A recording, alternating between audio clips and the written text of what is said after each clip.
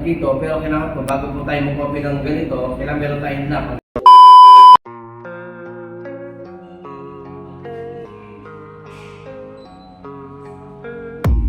I don't really know what comes next. I'm just doing my best, even though I'm so stressed out.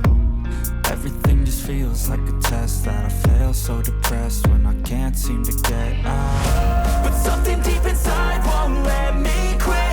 I swear that I'm inspired by all this shit. Tell me that I can and I won't. That's what guides me the most. Your lies, I'll do what I want.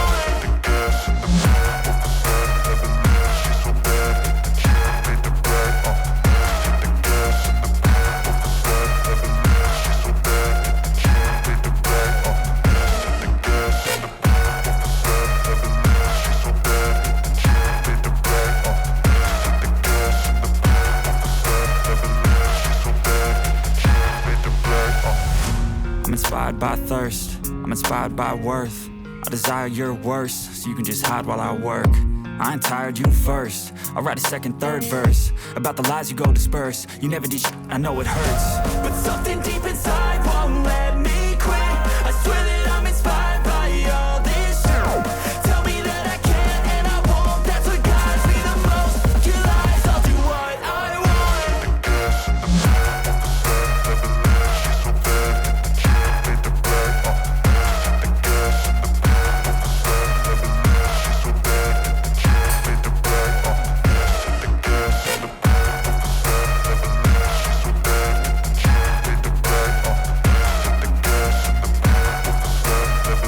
Ngayon po, ipapakita ko po sa inyo na kung saan po tumutubo yung white oyster mushroom. Sisimulan po natin dito sa PDA. Ito po yung tinatawag nating PDA, yung pong potato dextrose agar. Dito po kumakapit yung tinatawag nating mycelium ng kabute. Dito po sa kinakailangan, makagawa po muna tayo ng tinatawag nating PDA, yung potato dextrose agar. Then,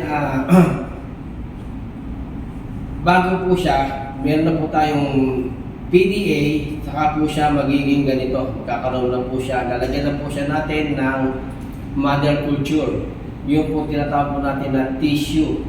Yung tissue culture na nanggaling sa white oyster mushroom. Sir, Ilalagay po natin dito sa loob. Ilalagay po natin dito sa loob yung sinasabi po natin na tissue culture ng kabute. Na gamit po natin yung tinatawag po natin needle. Then ito po ay silyado. At ito po ay meron po siyang goma. Then tanggalin po natin yung goma niya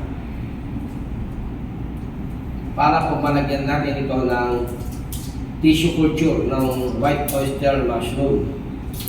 Ayan po, meron po siyang bulak sa loob. Then pag yan po yan, iipitin po siya natin dito. Then ilalagay na po natin yung tissue culture ng kabute, yung pinatawag natin na white oyster mushroom, na gamit ang needle. Sa loob lang po. Make sure na hindi po sasayad yung needle natin dito sa paligid ng bote. Then, pagkita po natin at tapan po natin muli yung ating PDA. Then, bibilang po tayo ng 14 to 21 days bago po siya mag-fully ramified. Pagka po siya ay fully ramified na, yung nagawa po nating mother culture ng kabute, dito na po tayo makakagawa. Dito na po tayo makakagawa ng binhi ng kabute para po tayo makapag-produce ng white oyster mushroom. Then 14 to 21 days, magagawa na po natin ito ng binhi ng kabute. Then, ito po itatawag po natin na binhi ng kabute. Ito po. Kinakailangan po fully ramified. Wala po tayo dapat na makikita dito na anumang uri ng kulay, o black mold, green mold, kahit na ano po. Basta po kinakailangan po ay ito po ay lahat, kulay puti po lahat. Para po masabi po natin na quality yung ating binhi ng kabuti. Ang ginagamit po natin dito na materials, ito po yung pwede po tayong gumamit dito ng sorghum, o di kaya palay, o di kaya yung pong crack corn, kung ano po yung available po sa inyo. At pagkatapos po, ito na po yung tinatawag po natin na fruiting bag. Ito po ang fruiting bag. Meron po siyang darak, meron po siyang apog, meron po siyang molasses. Bago po siya maging ganitong matawag nating fruiting bag. Ito po talagang kailangan po nating idaan sa tamang proseso para po tayo makagawa ng maayos at makapagpabunga ng quality na white oyster mushroom. Ito po ay hindi pa po siya nai-steam. Nakita niyo po, ang laki po ng pagkakaiba dito. Ito po ay fully ramified na at ito po ay hindi pa po. Bali ito po ay binag pa lang po natin para po ito i-steam. Ini-steam po natin ito ng 6 to 8 hours. Papatayin po natin yung kanyang bacteria. Then, palalamigin at saka po natin siya lalagyan ng binhi ng kabuti. Ang gagawin po natin dito, bubuksan po natin ito para po masalinan natin ng binhi ng kabuti. Tatanggalin po natin yung bulak.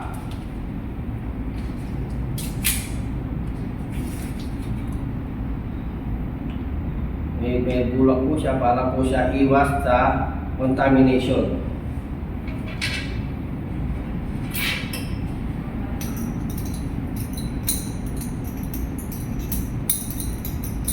Ayan, ganyan lang po ang ano yan. Pero ito po ay demo lamang po para po mabigyan ko lang po kayo ng idea kung paano po talaga tumutubo yung white oyster mushroom. Kinakailangan po dito, meron po tayong lamp.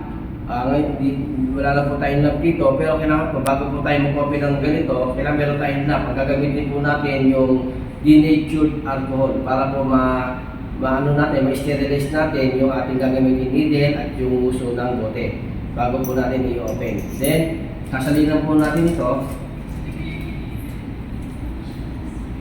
Ayun.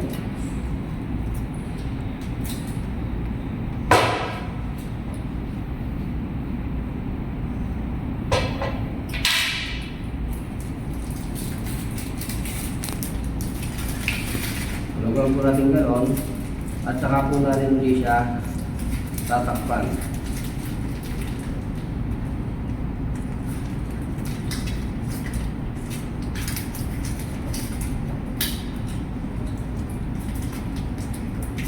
Ngayon po, nataniman na po natin ito, nalagyan na po natin ng binhi ng kabuti. Bibilang naman po tayo dito ng 30 to 45 days bago po siya maging ganito. I-incubate po natin siya na nakatayo.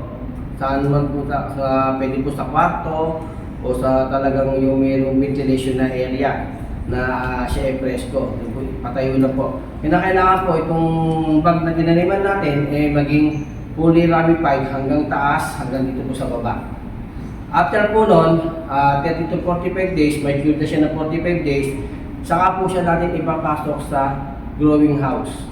Then, lalagyan na po natin siya ng moisture, i-maintain na po natin sa loob ng growing house yung humidity, then yung temperatura. Yun po, kinakailangan po yung loob po ng ating growing house ay laging basa. Hindi po kailangan po yung mainit at kinakailangan po yung ating humidity ay nasa 70 to 85% yung ating humidity. Then yung ating po temperatura, kailangan po wag po tayong tataas ng 80, maintain lang po tayo sa 70 o 75. degree. Ganun po ang ano natin. Ngayon po, after po nun, 1 week lang po, dito po ay magbubunga na.